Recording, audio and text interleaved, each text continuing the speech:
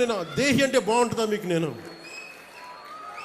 అవసరం ఒకసారి అడుగుతేమో, కానీ రోజు దేహి దేహి అంటే ఒకరోజు ఇస్తారు, 2 సంవత్సరాలు ఇస్తారు, 3 సంవత్సరాలు ఇవ్వకపోతే ఏం చేస్తాం మనం? అందుకని నేను కోరుకుంటుంది ఏంటంటే భవిష్యత్తులో నిజమైన అభివృద్ధి భారతదేశానికి, ఒక ఆంధ్రప్రదేశ్కే కాదు.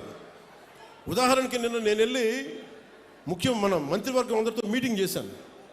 మీటింగ్ చేస్తే ఈరోజు వాళ్ళు చాలా గొప్పగా ఆర్భాటంగా 5 లక్షల ఉద్యోగాలు ఇచ్చామని చెప్పి సచివాలయాలని చెప్పారు. పోయినసారి వెళ్ళి చూస్తే వాస్తవానికి 4 లక్షల లోపే.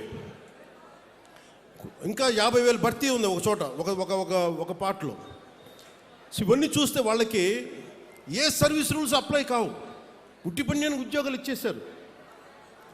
ఎవరి దగ్గర నుంచి డబ్బులు తీసుకోవాలో తెలియదు, ఎవరు వాళ్ళకి హెడ్డో తెలియదు. ఇంత అగమ్య గోచరంగా ఒక పద్ధతి పాడు లేకుండా విభజించేశారు, ఉద్యోగాలు ఇచ్చేశారు.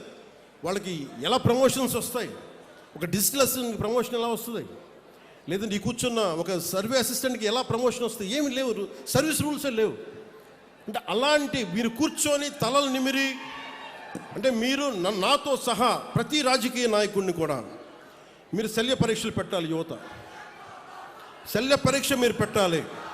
ఎందుకంటే మీరు బాధ్యతగా ఉంటే తప్ప నాయకులందరికీ భయం రాదు. నాతో సహా ముఖ్యమంత్రి గారు కానీ నేను కానీ శాసనసభలో ఇదే చెప్పాం, మేము తప్పు చేస్తే మేము బాధ్యత వహిస్తాం. మాతో కూడా ఎవరిని ఎవరు ఉపేక్షించేది లేదు. అండ్ మేము దానికి అకౌంటబిలిటీ తీసుకుంటా ఉన్నాం. ఇది సాక్షాత్తు శాసనసభలో చెప్పాం. మేము శాసనసభలో ఏం మాట్లాడినా అది ఒక శాసనమే అవుతుంది. సో మేము తప్పు చేసినా, గౌరవ ముఖ్యమంత్రి గారు కూడా చెప్పింది, మేము ఎవరైనా తప్పు చేసినా శిక్ష మాకు కూడా పడాల్సిందే. అలాంటిది ఎమ్మెల్యేల పనితీరు మీద కావచ్చు, కూటమి నాయకుల పనితీరు మీద కావచ్చు, మీరు ఓట్లేశారు, మీరు అడగాల్సిన అవసరం ఉంది. మీరు అలాగే ఒకటి, మీకు హక్కు ఉండాలి అంటే మీరు బాధ్యత కూడా చూపించాలి. రాజ్యాంగం ఈ రోజున కాన్స్టిట్యూషన్ డే, ఈ రోజున రాజ్యాంగ దినోత్సవం. రాజ్యాంగ దినం మనం ఏం చెప్తాం? రాజ్యాంగ దినోత్సవం మనకి మన ఫండమెంటల్ రైట్స్, నీ ప్రాథమిక హక్కులు, నువ్వు right to live, right to educate, ఇవన్నీ ఉంటాయి. అలాగే నీ బాధ్యతలు ఏంటి? అలాగే నేను ప్రతి పౌరుడు కూడా బాధ్యత ఏంటి? ఇక్కడున్న జెన్జీ యువతను అడుగుతున్నాను, మీ బాధ్యత. సమాజం పట్ల మీకు బాధ్యత ఉంది, దేశం పట్ల మీకు బాధ్యత ఉంది, ఈ సంస్కృతి పట్ల మీకు బాధ్యత ఉంది. ఇవన్నీ మీరు నిర్వర్తించగలిగితే మీకు అప్పుడు హక్కు వస్తుంది. మీరు నిలబడితే ఇంకొక నిలదీసే హక్కు మీకు వస్తుంది. ఈ రోజున, ఈ రాజ్యాంగ దినోత్సవం రోజున ఒకటే ఒక సందేశం నాది, మీరు నిలబడితే, మీరు మీ ఆశయాలకి మీరు నిలబడి మీ బాధ్యతల్ని మీరు నిర్వర్తిస్తే, ప్రతి ఒక్క పొలిటికల్ వ్యవస్థలో ఉండే ప్రతి ఒక్కరిని, వార్డు మెంబర్ దగ్గర నుంచి ఎంత పెద్ద స్థాయి నాయకుడి దగ్గరికైనా సరే నిలదీసే హక్కు మీకు వస్తుంది. అది మర్చిపోకండి. ఇది నేను ఎందుకు ఇంత ధైర్యంగా చెప్తున్నా మేమందరం కుటుంబ ప్రభుత్వం తరపున అంటే, మేము ఈ దేశం బాగుండాలి. ముఖ్యమంత్రి గారు కూడా పదే పదే చెప్తుంది, అసలు మనకి ఎవరన్నా డబ్బున్న వాళ్ళని కొంతమంది దత్తత తీసుకోండి, దత్తత తీసుకొని వాళ్ళకి ఎంటర్ప్రెన్యూర్స్, కుటుంబాన్ని నుంచి ఒక ఎంటర్ప్రెన్యూర్ కావాలి ఆయన కోరిక. సో అలాగా అంటే ఇది చాలామంది కలిసికట్టు రావాలి సమాజ నిర్మాణానికి. అందుకని మీరు కూడా ఈ నిర్మాణంలో భాగస్వామ్యం తీసుకోండి. నేను మళ్ళీ 14 రోజుల తర్వాత మళ్ళీ రాజోలు వస్తాను. నేనేం చెప్పాను అధికారులకి, కోనసీమకి ఒక కాంప్రహెన్సివ్ ప్లాన్, ఒక సమగ్రమైన విధి విధానాలతోటి, ముందు రైతాంగానికి, కొబ్బరి రైతాంగానికి కావాల్సిన విధి విధానాలతో ఒక ప్రణాళికతోటి 45 రోజుల్లో వస్తాం, పండగ తర్వాత. ఈ లోపల నేను 14 రోజుల తర్వాత వస్తాను. దానికి ఏం పనులు చేయమని చెప్పి అధికారులకి ఆదేశించాను. అలాగే మీకు కూడా మీరు నన్ను పని చేసుకునే వెసులుబాటు ఇవ్వండి చాలు. నాకు 2 ఇవ్వండి. మీరు నాకు పనిచేసే వెసులుబాటు ఇవ్వండి. 15 సంవత్సరాలు ఒక కొబ్బరి చెట్టును కాపాడుకుంటే అది ఇంటికి పెద్ద కొడుకు అంటారు. కూటమి ప్రభుత్వాన్ని ఒక పెద్ద కొడుకులా కాపాడండి మీరు. ఈ పెద్ద కొడుకుని మీరు కాపాడితే పెద్ద కొడుకు మీకు భవిష్యత్తు ఇస్తారు. ఇది రాజోలు తాగదు, కోనసీమ తాగదు, ఆంధ్రప్రదేశ్ తాగదు, దేశంకి వెళ్తుంది. మీరు అంటే అదే చెప్తున్నాను, రాజోల్ నుంచి మొదలైన ప్రయాణం పైదాకా వెళ్ళాలి. మీ చేతిలో ఉన్నది. నాకు ఇవ్వగలిగేదల్లా, నేను మిమ్మల్ని నమ్మాను, మీకోసం నిలబడతాను. నేను అద్భుతాలు రాత్రికి రాత్రి చేస్తానని చెప్పను. రోడ్లు రాత్రి వేయలేం, కానీ మీకోసం నిలబడతాం. మీకు ఏదైనా సమస్య ఉంటే మీరు పాలు పంచుకోవాలంటే నన్ను పవన్ కళ్యాణ్ అవసరం లేని స్థాయిలో దేశం ఉండాలి. పవన్ కళ్యాణ్ అవసరం లేని స్థాయిలో రాజోలు ఉండాలి. నేను వస్తేనే సమస్య తీరుద్దంటే తప్పు కదా. వ్యక్తి సెంట్రిక్, పర్సనల్ సెంట్రిక్ డెమోక్రసీ అయిపోయింది, dangerous. It should be citizen centric democracy. అక్కడున్న ఆడపిల్ల నాకు పని అవ్వట్లేదంటే మీరు ధైర్యం వెళ్తే మీరు గొంతు తెరిస్తే పని అయిపోవాలి మీకు. అది కదా మీకు రాజ్యాంగం ఇచ్చింది. దానికోసం పవన్ కళ్యాణ్ కోసం వెయిట్ చేయకర్లా, ఇంకో అధికారి కోసం వెయిట్ చేయకర్లా, ఇంకో మంత్రి కోసం వెయిట్ చేయకర్లా. ఎప్పుడైతే ప్రజలు చాలా బలంగా ఉంటారో నాయకులకు భయం వేస్తుంది. You have to become an vote bank.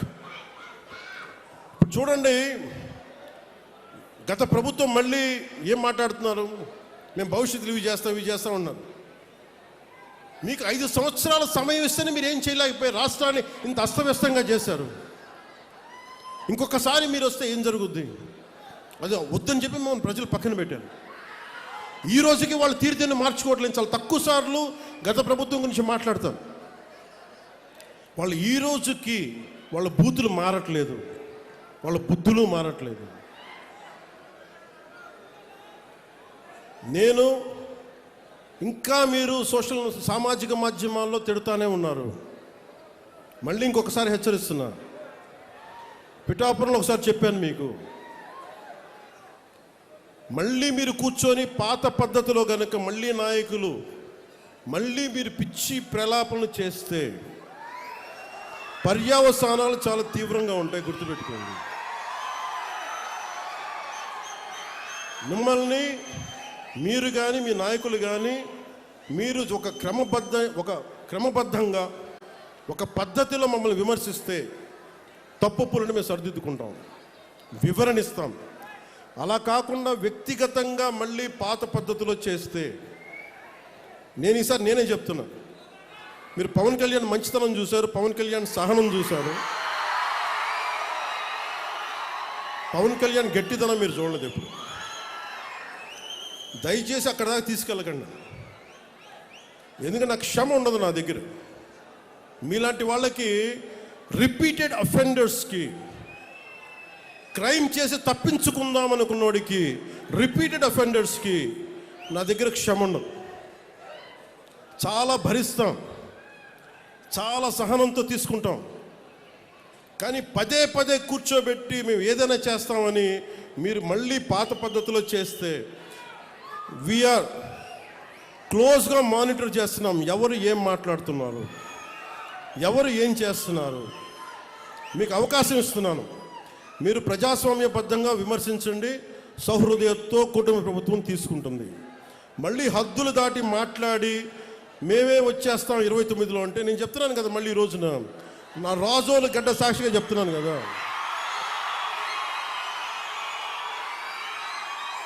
నా రాజోలు గడ్డ సాక్షిగా చెప్తున్నాను.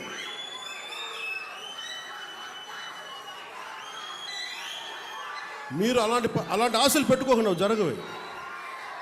ఎందుకంటే ప్రజలు మమ్మల్ని నమ్మారు, మేము వాళ్ళ ముందుకు తీసుకెళ్తాం. నేను మీ చేత మీ ఏ సమస్య ఉన్నా కానీ మనందరం కూర్చొని, ఉదాహరణకి మన ఆటో డ్రైవర్ సోదరులు ఒక సమస్య చెప్పారు, మాట్లాడుతాం దాని గురించి. ఓకే, సమస్య ఏముంది, కూర్చోబెట్టి మాట్లాడి, ప్రజాస్వామ్యం అంటే అదే కదా. ఒక సమస్య ముందుకు వస్తే మనం వింటాం, దానికి ఎలా పరిష్కార మార్గం వెతుకుతాం. అందరం కలిసికట్టుగా దేశాన్ని, సమాజాన్ని నిర్మిద్దాం. అంతేగాని క్రిమినల్ యాటిట్యూడ్ తోటి ఎవరు వచ్చినా కానీ, అది నా పార్టీ జనసేన పార్టీలో ఉన్నా కానీ, కూటమి పార్టీలో ఎవరున్నా కానీ, ప్రజాస్వామ్యాన్ని గౌరవించని నాయకులు ఎవరైనా సరే, నా సొంత పార్టీలో, మన సొంత పార్టీలో ఉన్నా సరే, జనసేనలో ఉన్నా సరే, నేను ఉపేక్షించను. అలాంటి నాయకుల్ని, అలాంటి వ్యవహారం నడిపేవాళ్ళు నేను వదులుకోవడానికి సిద్ధంగా ఉన్నాను తప్ప నన్ను ప్రేమించే జనాన్ని వదులుకోవడానికి నేను సిద్ధంగా లేను. నేను ఇంత స్పష్టంగా నా మైండ్లో కానీ నా గుండెల్లో కానీ ఉన్నాయి. ఎందుకంటే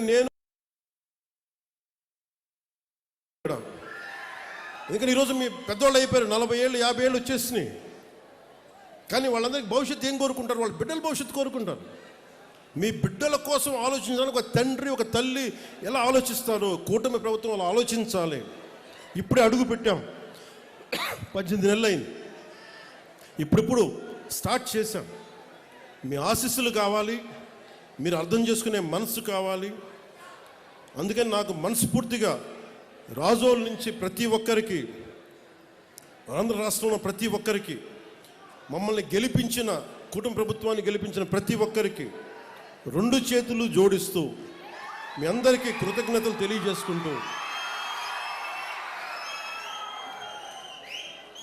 పదవులు ఎలా ఉంటాయి ఏముంటాయి నాకు ఎప్పుడు తెలియని ఆలోచించాల. డిప్యూటీ సీఎం అవుతాను కూడా ఆలోచించాను, ఎమ్మెల్యేగా గెలుస్తాను కూడా ఆలోచించాను. నా కోరిక ఒకటే, కష్టంలో ఉన్నవాడికి సాయం చేయాలి అన్నదే ఒకటే. అదే నన్ను ఇక్కడ దాకా పట్టుకొచ్చింది. మీరు నన్ను మనస్ఫూర్తిగా నమ్మండి. ఇందాక చెప్పినట్టుగా ఒక ఇంటికి పెద్ద కొడుకు ఎలా ఉంటుందో, ఈ ప్రభుత్వాన్ని ఒక పెద్ద కొడుకుగా భావించి మీరు నమ్మండి. మీరు దీనికి ఒక 15 సంవత్సరాల సమయం కావాలి మాకు. అందుకని ఈ రోజున 100 కోట్లు ఇవ్వగలుగుతున్నాం అంటే 2014 నుంచి 19 వరకు, 2019 నుంచి 24 వరకు కనీసం ఎన్ని కోట్లు వచ్చినాయి మీరు చెప్పండి ఒకసారి మన కోనసీమకి. దీన్ని బట్టి మీరు అర్థం చేసుకుని ఎంత కమిటెడ్గా పనిచేస్తున్నామని. ఒకవైపు ఉపాధి మనకి హామీ, మనకి ఏవైతే హామీలు చెప్పామో సూపర్ 6 అవి అమలు పరుస్తూ, రోడ్లు వేస్తూ, ఇన్ఫ్రాస్ట్రక్చర్ డెవలప్ చేస్తూ, చాలా ఒకవైపు వాళ్ళ దోపిడీని ఏం చేశారని బయటకు తీసుకొస్తూ చాలా ఇబ్బంది పడతా ఉన్నాం. వీటన్నిటి మధ్యలో కూడా ఇంత సమర్థవంతంగా రాష్ట్ర ప్రభుత్వాన్ని నడుపుతున్నామంటే గౌరవ ముఖ్యమంత్రి గారి నాయకత్వంలో మేమందరం కలిసి, మీ ఆశీస్సులు కావాలి, మెండుగా కావాలి, మాకు బలాన్నిచ్చే మీ ఆశీస్సులు కావాలని కోరుకుంటూ మీ అందరితోటి నా కోనసీమ సోదరులకి, సోదరిమణులకి, ఆడపడుచులకి, అక్క చెల్లెళ్ళకి, కార్మిక సంఘాల నాయకులకి, ప్రతి ఒక్కరికి పేరు పేరున ధన్యవాదాలు తెలుపుకుంటున్నాను. వేదిక పైన ఆసీనులైన గౌరవ రాజోలు శాసనసభ సభ్యులు, సభాధ్యక్షులు దేవి వరప్రసాద్ గారికి, అమలాపురం పార్లమెంట్ సభ్యులు గౌరవ శ్రీ హరీష్ మధుర బాలయోగి గారికి, శ్రీ పేరాబత్తుల రాజశేఖర్ గారికి, శ్రీ ఐతాబత్తుల ఆనందరావు గారికి, గన్నవరం శాసనసభ్యులు గిడ్డి సత్యనారాయణ గారికి, శ్రీ బండారు సత్యానందరావు గారికి, బొమ్మిడి నాయకర్ గారికి, ఇతర శాసనసభ్యులు నాయకులకి, ప్రతి ఒక్కరికి పేరు పేరున నా హృదయపూర్వక కృతజ్ఞతలు. ఈ కార్యక్రమాన్ని సమర్థవంతంగా పల్లె పండుగ 2.0 సమర్థవంతంగా ముందుకు తీసుకెళ్తున్న పంచాయతీరాజ్ ముఖ్య కార్యదర్శి, గ్రామీణాభివృద్ధి, గ్రామీణ నీటి సరఫరా, పారిశుద్ధ్యం ప్రిన్సిపల్ సెక్రటరీ శ్రీ శశిభూషణ్ కుమార్ గారికి, commissioner Panchayati Raj and rural development M Krishnateja గారికి, డిస్ట్రిక్ట్ కలెక్టర్ గారు మహేష్ కుమార్ గారికి, ప్రతి ఒక్కరికి నా ధన్యవాదాలు తెలుపుకుంటూ మరోమారు మళ్ళీ ఇంకో 14 రోజులతో మళ్ళీ కలుసుకుందామని తెలియజేసుకుంటూ సెలవు తీసుకున్నాను.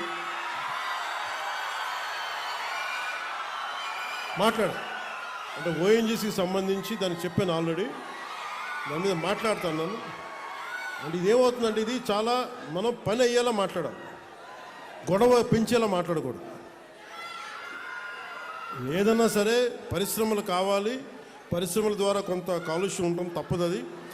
కానీ కాలుష్యాన్ని ఎంత తగ్గించగలం, అలాగే ఎంత మనకి దానివల్ల జరిగే నష్టాన్ని ఎంత నివారించగలం, దాని మీద నాకు అవగాహన ఉంది.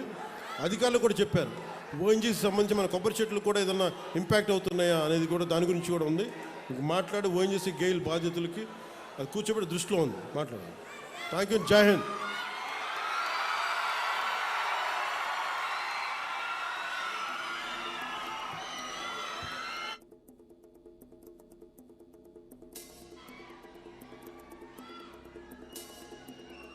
Thank you sir. మా కోనసీమకు వచ్చి మా అందరి ఆశయాలు నమ్మి మా ఆలోచనలకు మా ఆదర్శాలు